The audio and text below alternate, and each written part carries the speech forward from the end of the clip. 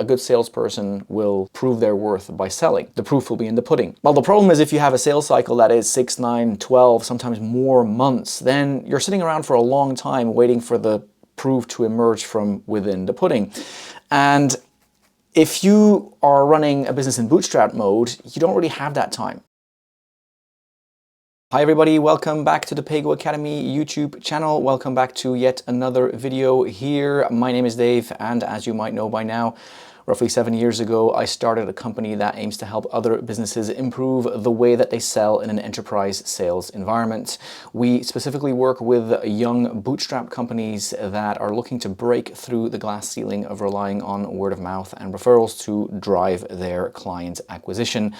And this channel will hopefully become a bit of a platform for us to share some of the lessons that we have learned over the past 7 years and that we are still learning every day as we continue working with and for our clients. So very often the businesses that have an interest in talking to us to see how we might be able to help them have already dabbled with bringing on board sales resources, either through the form of working with external contractors, freelancers, or by actually trying to hire somebody to come onto their payroll. Now, more often than not, that didn't really work out all that well, and it left a bit of a sour taste in their mouth. You see, a lot of the clients that we work with are very skilled in what they do, their subject matter, but they know that they are not great at sales. That's why they try and bring somebody on board to help them. The problem is that they don't quite know what they need to be looking for in a salesperson when they are actually going through that hiring process. How do they vet them? How do they try and ascertain whether or not that salesperson is going to be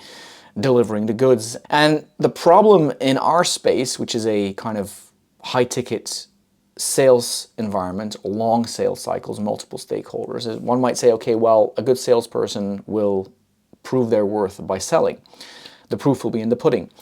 Well, the problem is if you have a sales cycle that is 6, 9, 12, sometimes more months, then you're sitting around for a long time waiting for the proof to emerge from within the pudding. And if you are running a business in bootstrap mode, you don't really have that time. So you want to make sure that the hiring decision that you make, or the kind of decision that you make to bring an external service or a contractor or a freelancer on board, is the right one. So what I thought I'd do in this video is kind of run through a list of 10 signs that I've kind of come across in sales professionals that might hint at the fact that they might not be the most optimal choice at this moment in time. Now, I do want to make it very clear that it's not because somebody doesn't have the required skills or profile right now that they cannot actually grow into that. Lord knows that I definitely wasn't the salesperson I am today 10 years ago. So a lot of the things I'm going to be running through here are mistakes that I have made, and that's also why it's a little bit easier for us to recognize them when we see them in other people. Number one, the need to train for 2 months before they actually get proactive and get going with the actual sales work. If you're hungry, if you've got a good salesperson on your hands, they're going to be roaring to go. From day one, they're actually going to want to be selling. They're not going to be sitting around waiting for training to fall on their lap before they deem themselves ready to go. Number two, and this is in line with the previous point, is that your salesperson is sitting around waiting for sales material and collateral, sales decks, video, content, because they tell you that without that, they can't actually go on and sell. Now, there's a time and a place for that type of a request, but typically your salesperson will have that request be substantiated. And what I mean with that is they will actually be able to explain to you the situation that they found themselves in, where sales content and a particular piece of sales content would have helped them do a better job. It would have helped them move the deal forward.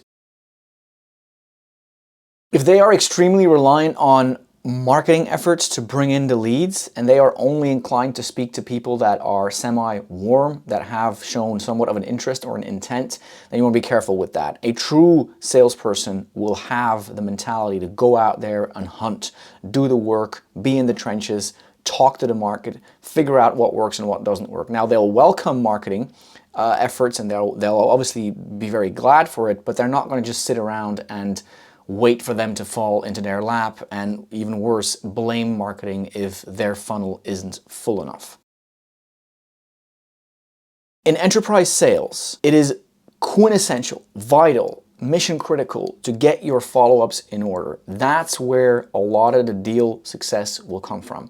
And if you run that in a very haphazard kind of ad hoc way, I'll do a little bit here, a little bit there, then that's not a great sign. So you want to make sure that your salesperson is kind of locked in, has a structure. If you get to see your salesperson in action on actual sales calls, on demos and presentations, and they are cutting off the prospect, they're not actually listening to what the prospect is telling in terms of the problems that they have and the situation that they find themselves in, and you find your salesperson kind of talking around that and not really addressing some of the points that your prospects are bringing up, essentially your salesperson is kind of delivering some type of a presentation regardless of what your prospect is saying. That's a bad sign.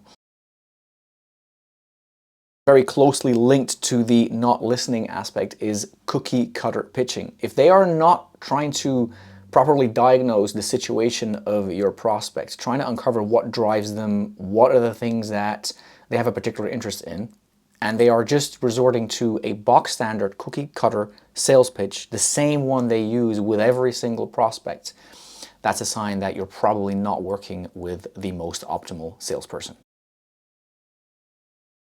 Not having a methodology or a way of working in place where they get to hear feedback from their colleagues, you, but also from their clients and from the prospects. Why did you not purchase? Why did you decide to go ahead and use a different solution?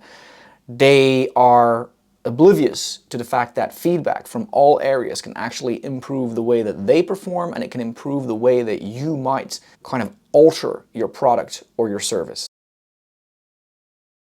So you might be familiar with the so-called black hat SEO techniques. These are like techniques that are frowned upon and that are kind of detrimental to your SEO kind of efforts. Now, there's a similar thing in sales, and the most clear example would be trying to get your foot in the door with your prospects by using kind of gimmicky, borderline deceitful tactics. Like, I was given your name by a mutual contact, when in actual fact there is no mutual contact and you're just actually making that up. If you find your salesperson resorting to those types of tactics to just get their foot in the door, I probably wonder how effective that is, first and foremost, and secondly, how detrimental that can be to your brand and your business as a whole.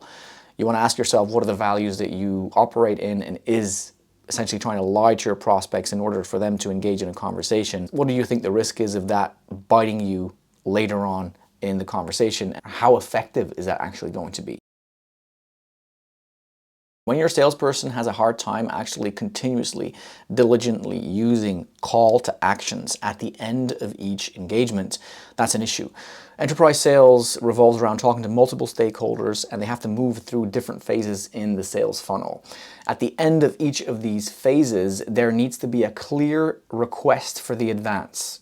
Are you okay to move this forward and talk to one of your managers?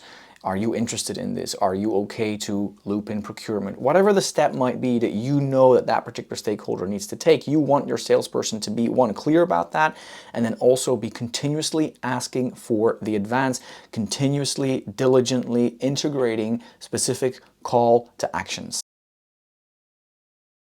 And lastly, number 10, no stakeholder management. They have not clearly mapped out the different stakeholders that will help move a particular deal forward and help bring a deal across the line. They don't know who their champion is, they don't know who influencers are, and they don't know essentially who the decision makers are, so they're kind of flying blind. So there you have it, 10 things to be mindful of when you find yourself working with a new salesperson. Hopefully, by being aware of these 10 things, you might catch a potential train wreck sooner rather than later. As always, if you enjoyed this content, a thumbs up would be massively appreciated. Check out some of the other content on the channel as well. If you like it, then subscribe and you'll be kept updated whenever I release a new video. Thank you very much for now. Enjoy the rest of your day, be productive, and see you very soon.